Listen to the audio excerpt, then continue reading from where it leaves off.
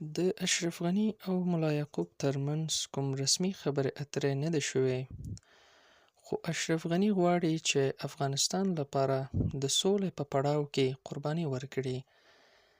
که څه هم ملا محمد یعقوب په ځینو مواردو کې د سولې لپاره مذاکراتو ته ترجیح ورکړې ده، تر هغو چې په هېواد کې سوله او ثبات راشي. څو خبري رسنیو تایید کړی دی چې ملا محمد یعقوب ترمنځ او اشرف غني ترمنځ د سولې لپاره د اماراتو متحده عربي په هېواد کې خبرې اترې شوې دي.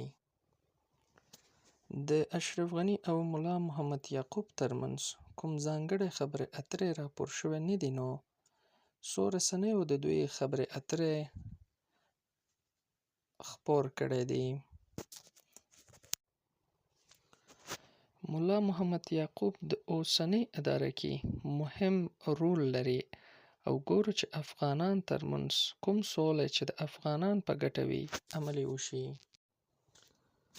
اشرف غني چې د افغانستان پخوانی ولسمشر دی، د سولې په اړه او د افغانستان د جګړې د ختمولو لپاره د یو سیاسي حل لارې پلوی دی.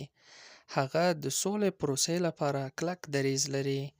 غني هڅه کوي چې د بین الافغاني مذاکرات پیل شي او باور لري چې هر هوکړه د افغانانو مشوره او د هغوی په ګټو وي. ملا محمد یعقوب د سولې په اړه نسبتاً انعطاف منونکی دریځ لري. ګرانه لیدونکي او اوریدونکي، مننه ستاسو پام څخه. زموږ کانال سبسکرایب کړئ.